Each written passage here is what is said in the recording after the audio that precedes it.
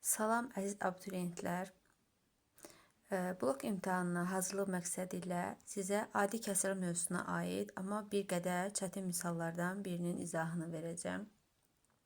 169 nömrəli misala baxsaq, deməli bu tipli misallar adətən düsturla hesablanır, amma bir dəfə deməli düsturu desək kifayətdir.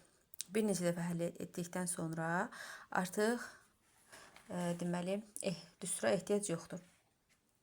Ümumi şəkildə baxın, düstur belədir. 1 böl n vurulsun n plus k. Bu şəkildə olan misalın açılışı 1 böl k, 1 böl n minus 1 böl n plus k. Yəni düsturu ümumi şəkildə belə verir. Amma daha asan və sadə dildə sizə izah etsəm, baxırıq ki 3, 5, 5, 7, 7, 9 hər biri 2 vahid artır. Buna görə misalı həll etmək üçün mötərizə xaricinə biz 2də 1 çıxarırıq. 2də 1'i çıxarırıq. Yəni baxın belə şəkildə yazılır. 2də 1, 3də 1 çıxılsın 5də 1. Yəni bizdə verilən düstura əsasən. Üstə gəl 5də 1 çıxılsın 7də 1. Üstə gəl 7də 1 çıx 9da 1. Və s. Sonuncu verilən, baxın, sonuncu verilən. Yəni 1 böl 2n plus 1 çıx 1 böl 2n plus 3. Yəni bizə verilən misal bu şəkildə açılır.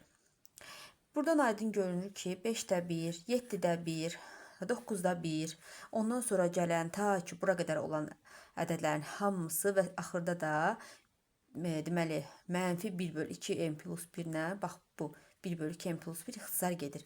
Bizə qalır bir əvvəldəki, bir də sondakı hədd. Yəni misalımız bu şəkildə olur.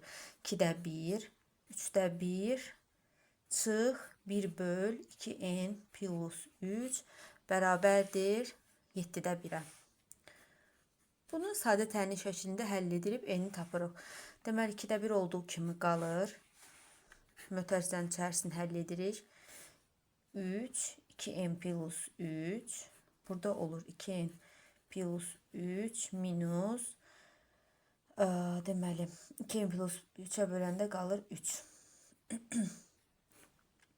Bərabərdir 7də 1.